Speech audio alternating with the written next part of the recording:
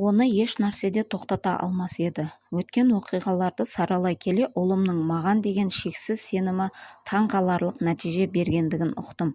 Балам мен не айтсам да еш күмәнданбады. Ұлыма ағасына қарағанда артықшылығының көп екендігін және бұл артықшылық әртүрлі жолмен пайда болатынын түсіндірдім.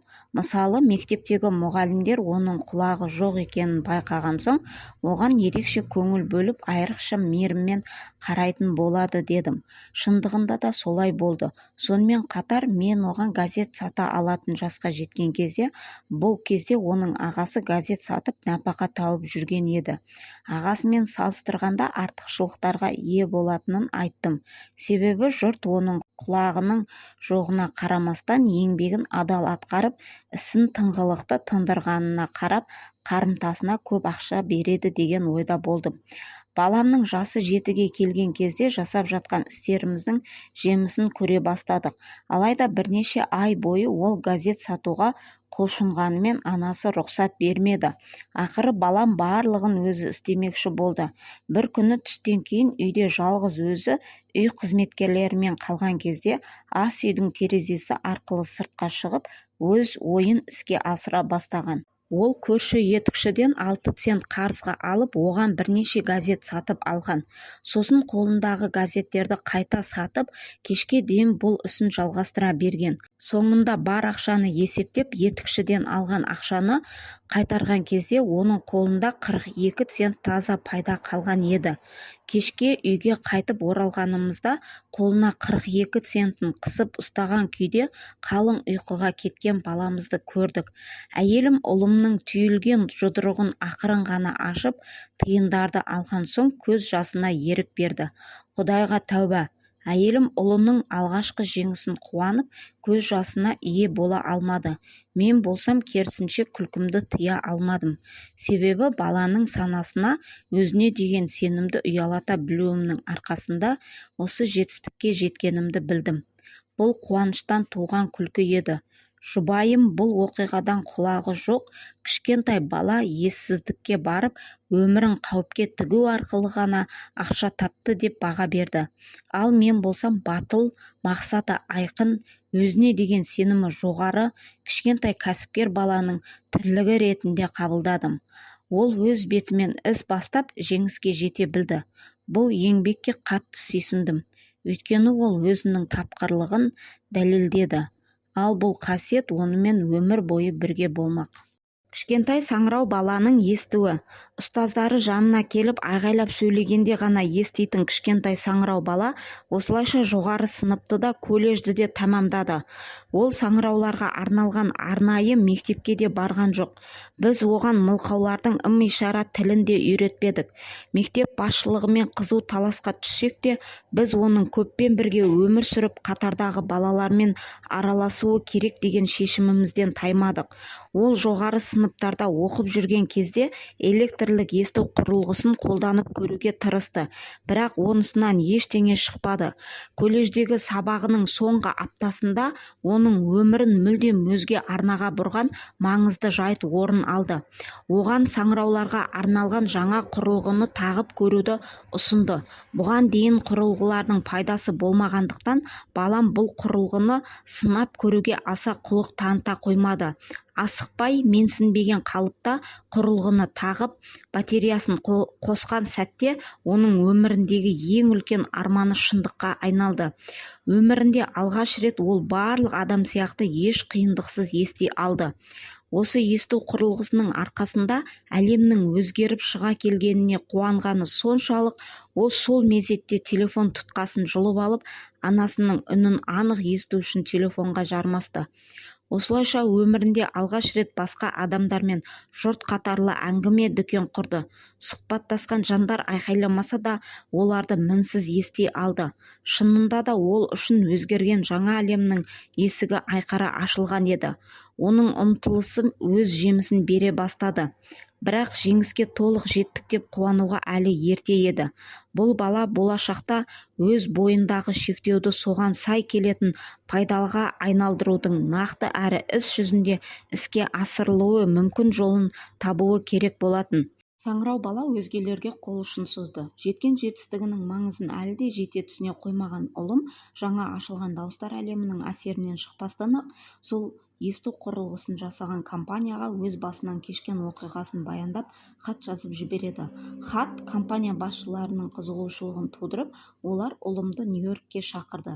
Нью-Йоркке жетіп зауытқа келгеннен кейін бас инженермен жаңа ашылған әлем туралы әңгімелесіп тұрған кезде оның ойына түйсік пе, идея ма, шабыт па, қалай қаласаңыз солай атаңыз, бір жағдай сап ете қалады. Бұл оның шектеулі жағдайын пайдаға айналдыратын, ақша және өмір бойғы бақыт ретінде өз жемісін әкелетін ой импульсі болатын. Ұлымның ойынша, ол есту құрылғысының көмегіне зәру болып жүрген миллиондаған адамға өзінің басынан өткен жағдайы туралы айтып, жаңа әлеммен таныстырудың жолын тапса, олар көмектесе алатынын түсінді. Бір ай бойы қарқынды түрде жүргізілген зерттеу кезінде осы есту құрылғысын жасаушылардың маркетинг жүйесін талдап, есту қабілеті шектеулі адамдарға жаңа әлемге аяқ басудың керемет жолдарын жеткізу үшін олармен байланыс орнатудың тәсілдері мен құралдары жайында ойластыра бастады. Осының барлығын аяқтаған соң ол өзінің қол жеткізген нәтижелерінің негізінде 2 жылдық жоспар жасады. Компанияны өз жоспарымен таныстырғаннан кейін, компания басшылары оған сол ойды тез арада іске асыруы үшін жаңа қызмет ұсынды. Маңдайға жазылғаны осы болар. Ұлым өзінің жәрдемінсіз саңырау күйде қалып қоятын мыңдаған жанның өміріне мән дарыту үшін қол ұшын созды. Білердің өмірлік қағидаларын, ұстанымдарын анасы екеуміз қалыптастырмағанда, оның өмір бойы саңырау болып қалатындығына еш күмәнданбаймын. Мен оның санасына есту мен сөйлеуге, қалыпты адам сияқты өмір сүруге деген құштарлықты сіңірген сәтте, сол құштарлықпен бірге сыртқы әлем мен үнсіздік құрдымы арасына табиғаттың көпір салуына түрткі болған бір күштің пайда болғаны анық еді. Шындығында да шексіз құштарлық күрделі жолдар арқылы шындыққа айналды. Білер басқалар сияқты естуді армандап еді. Енді ол ести алады. Ұлым шексіз құштарлығы болмаса, кез келген адамның сағын сындыратын дертпен туған бала еді. Осылайша баламның санасына орныққан адам өзінің шектеулі қабілетімен ақ дұрыс жұмыс істей білсе, үлкен пайдаға кенеле алады деген кішкентай ғана зиянсыз өтірік өзін өзі ақтады. Сенім мен үлкен талпыныс бір жерден шықса, алынбас асу қалмасы осылайша дәлелденді. Бұл қасиетті кез келген адамның бойынан табуға болады. Ғажайыпты жасауға деген құлшыныс. Осы тараудан Шуман Хейнк ханымның әншілік өнердегі қол жеткізген таңғажайып жетістігімен танысатын боласыз. Еңбек жолын енді ғана бастаған кезде Шуман Хейнк Вена опера театрының директорына өз даусын сынап көруін өтінген. Бірақ директор оның даусын тыңдап көруге ешқандай құлшыныс танытпайды. Түрі реңсіз әрі киімі жұтаң қызға бір қарап-ақ ол ұялмастан, мына қалпыңмен оған қоса ешқандай адам қызғарлық түрің жоқ. Операда қалай табысқа жетемін деп ойлайсың? Ойыңнан бас тарт. Тігін машинасын алып жұмыс істе. Сен ешқашан әнші бола алмайсың, деп кесіп айтқан еді. Ешқашан деген өте ұзақ уақыт. Вена опера театрының директоры ән айтудың техникасы туралы көп нәрсе білсе де, ықылас пен айырылмас арманға айналған құлшыныстың күші туралы аз білетін. Егер ол сол күш туралы білгенде, нағыз шеберді қуып шықпас еді. Бірнеше жыл бұрын менің бизнестегі серіктестерімнің бірі сырқаттанып қалды. Уақыт өткен сайын жағдайы ушығып, ақыр соңында ота жасату үшін ауруханаға жатты. Дәрігердің айтуынша оның тірі қалуы екіталай еді. Бірақ бұл дәрігердің пікірі, ал науқастың пікірі мүлдем басқа болатын. Ауруханаға аттанар кезде «Бәсеке, уайымдамаңыз, мен бірнеше күннен соң осында қайта ораламын» деп әлсіз сыбырлағанын естіген медбике маған жаны аши қарады. Бірақ науқас аман қалды. Бәрі аяқталған соң дәрігерлер өмірге деген құлшынысы ғана оны аман алып қалды. Егер оның санасында өлім деген ойдың көлеңкесі болғанда, аман қалмас еді деген еді.